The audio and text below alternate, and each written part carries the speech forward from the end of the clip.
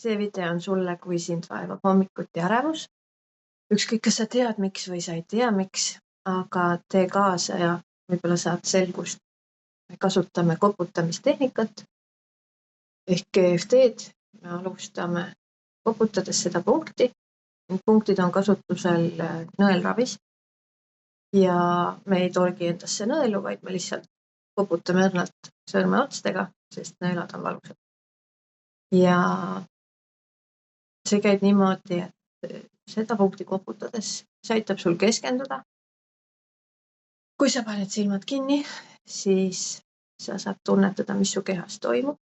See aitab üles leida kergemini seda emotsiooni, mida sa tunned.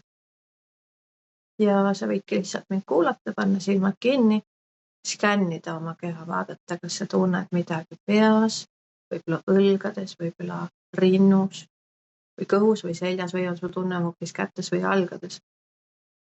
Et see kõik on okei. See on lihtsalt see tunne, mis sul praegu on.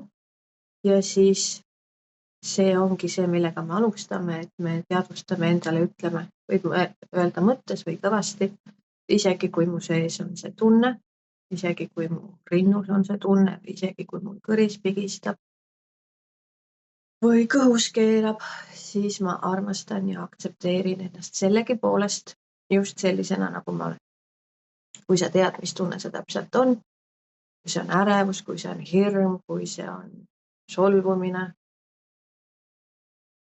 see võib olla mida iganes, aga täna võtame selleks teemaks, et see on hommikune ärevus, millega paljud ärkavad, mis tuleb sellest, et puhanud pea tahab jälle mõelda ja siis ta hakkab mõtlema kõike seda, mis on halvasti, mis on puudu, mida tuleb ära teha.